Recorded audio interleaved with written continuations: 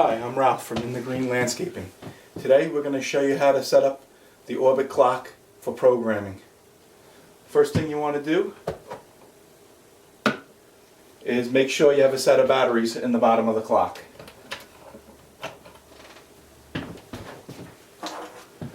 This type of clock takes two AA batteries.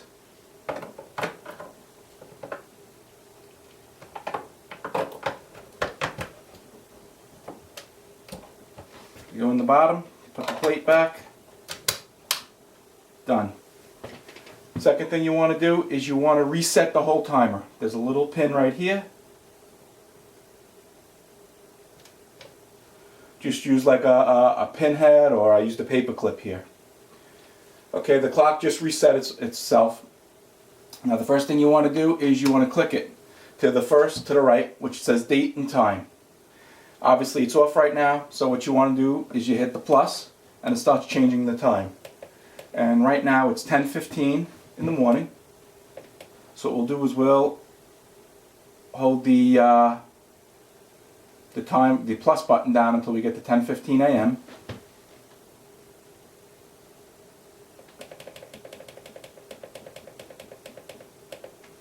You hit enter, which locks it in. And now the year is flashing. It says 2004, 2005. You just keep on hitting the plus. And we've got to 2013. Hit enter again. And on the clock it is flashing what month.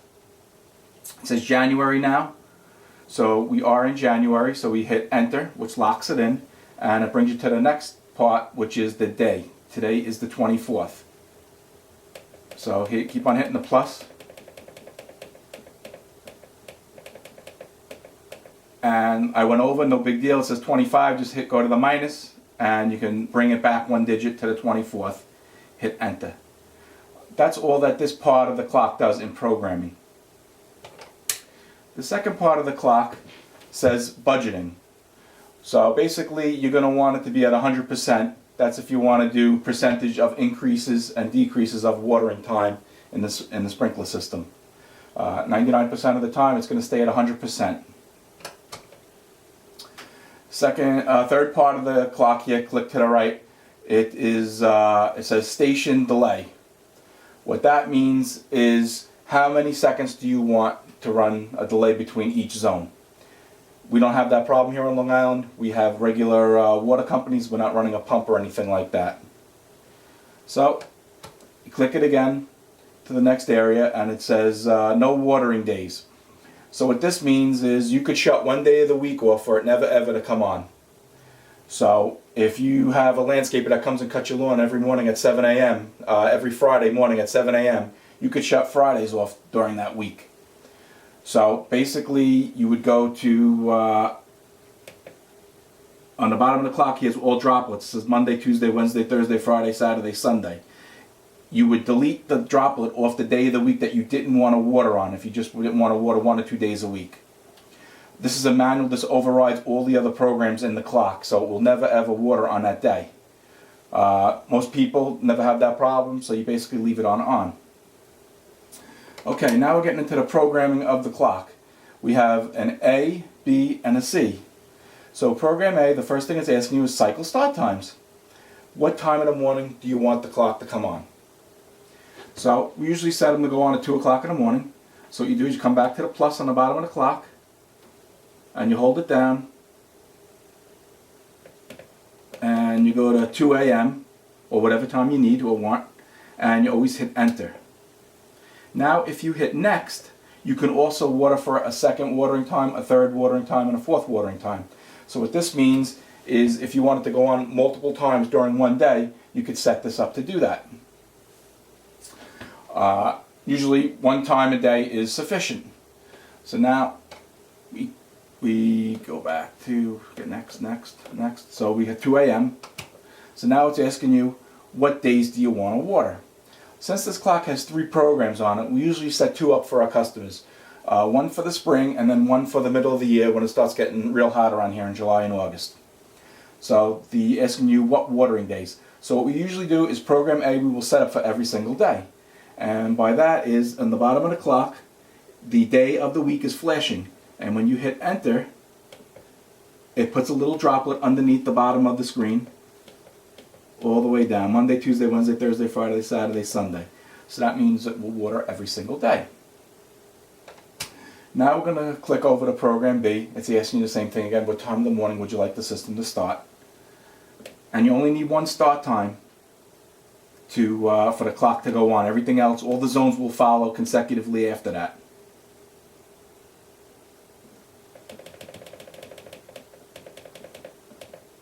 And we hit enter.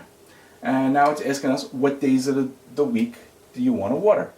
Well, your town may have water restrictions. So what you want to do is, let's say your address is 3902. So the last number in your address is even, so that's how they get the odd and even days, so which means you will water on an even day. So what you do is come over to the clock, and on the bottom you keep on pressing next. And as you go over, it's going to go Monday, Tuesday, Wednesday, Thursday, it's blinking, Sunday. Then you click it again, it says odd. Then you click it again, it says even. And when you have even day, you hit enter, and a little droplet will appear at the bottom of the clock.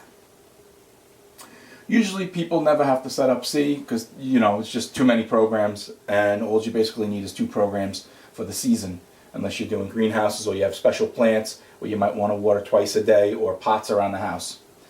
Alright, so for us, we're just going to do A and B, and we're going to go back to automatic, which is where the clock's going to be to run normal. So now on the bottom of the clock here, it's a 12 zone, it's a 12 station clock, and 1 through 12, and with a manual on, and a manual off at the bottom, and the 2, 5, 10, 15, that's all how many minutes each zone will run. So let's just say most of our zones are going to run 15, 20, all different. They all don't have to be the same. You can set them up for whatever time on the area of the house that you need. If you have a sunny location, you're going to need more water. If you have a shady location, you're going to use less water. So you set up all your zones depending on how many you have. You could have 5, you could have 6, depending on how big your property is and the water pressure you have. So now as we go back, we refresh back when we set A up for every day and B for every even day. So on the bottom of the clock we have A and B. So in the spring basically you're going to go to B, to every even day. And this will let the timer come on every even day. If there's an area in a house on the lawn which is getting a lot of sun and you want to water every day, what you could do is go down to that one zone and push it up, and that zone will come on every single day. Depending on how much water you need and all, you can adjust your time, how many minutes and stuff like that, and that's how you would set your system up for the season. And of course you've got to check it once a month to make sure everything's working properly. Okay, another feature that this clock has is on the bottom left hand corner. It says rain sensor, and it has an on and an off. So if it rains out, it depends on how much your rain sensor is set for. Most of them are set for 1/2 inch of rain, and it will shut the system off. So basically what that means, it has to rain for at least probably a half hour to an hour to shut the rain sensor off, and that will not allow the system to come on then. If for some reason you want to water at that time, because the rain sensor is activated because it rained, you're going to need to bypass it. So what you do is you come to the bottom of the clock where it says on and off, and you push it to off, and this will allow you to override the rain sensor and to water your lawn. But just remember, once you bypass the rain sensor, the next time it rains again, the system is going to come on until you put the bypass switch back to on again. Another great feature that this clock has is a manual start. So if you want to water the house, you go manual, enter, and what this is a 1-minute test for around the house. So when you hit manual enter, you don't have to touch any of the zones. Each zone will run for 1 minute, and you can go upstairs, or if your clock's out in your garage, you can walk out to the front of your house and make sure all the heads are working properly. Okay, another great feature, I'm going to hit clear to clear it out. Hit manual, next, enter. So what that means is, if the gentleman comes to your house and puts down chemicals and you want to do an extra watering, a full cycle, when you hit manual, next, enter, it will run every zone for whatever the times is set for on the clock. and it will automatically go 1, 2, 3 until the whole thing is finished, and then it will automatically reset. And then in the next time the clock comes on at 2 in the morning, it will go back to its regular schedule. What else does this clock do? If you want to do a rain delay for some reason, if you don't want to use the rain sensor or you don't trust it, when you push the rain delay, it's going to say 24, which means it will shut the timer off for 24 hours.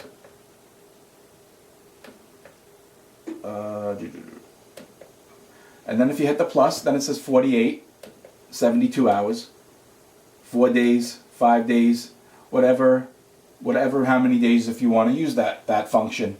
Now the clock will not go on for 5 days until it goes through all 5 days and then goes back on. Most people don't use that. They just leave it in normal mode. I think that's pretty much it. It covers pretty much the basics on setting up this type of clock and running it for the season. And I'd like to thank you for your time. And if you need any service, give us a call. Ralph Ianno at In the Green Landscaping, 516-679-0101. And our website is inthegreenlandscaping.net. Thank you. Have a great day.